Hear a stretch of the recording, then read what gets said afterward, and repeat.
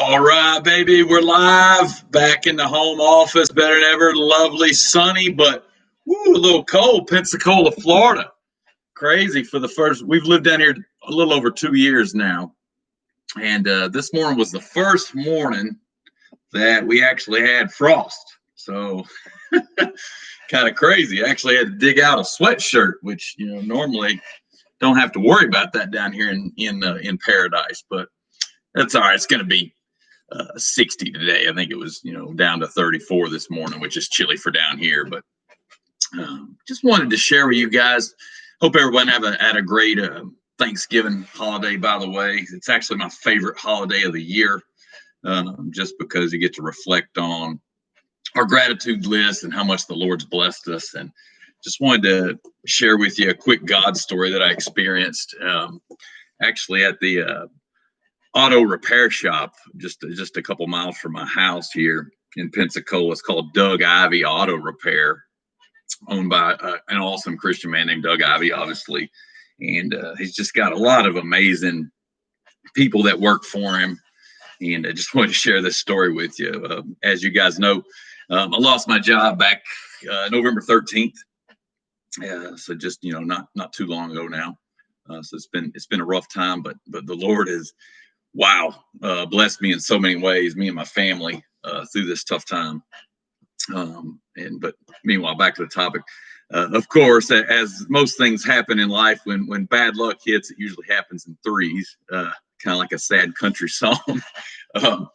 So I lost my job, and then of course the next week, my car breaks down. My little 2007 beautiful black Honda Civic, I call it my Batmobile. It breaks down. And I'm like, oh man, so I know Doug and Chance and some of those guys up there. So I take it to them. I trust them. They're very trustworthy. They do a great job with their business. And they make the repairs or whatnot, and it costs a few $100s. So that was a couple weeks ago.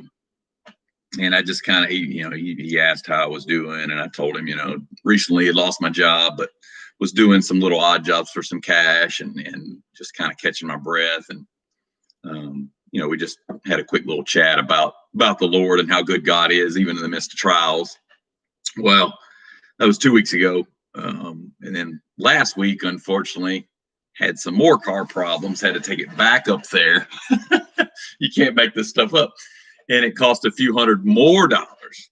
And I'm like, oh my goodness, man. I'm like, whew, you start having almost borderline panic attack. It's not really, the money part sucks, but it's the money, the money part, and then the inconvenience and the hassle and just the frustration, exhaustion of just having a run of bad luck, life kicking you around a little bit. Well, I go in there and I'm still happy and smiling, and I talked to an older gentleman named Chance. He's been in the business, I think, with Mr. Ivy for 41 years, he told me. And I just had the biggest blessing from him yesterday. I had to share it with y'all.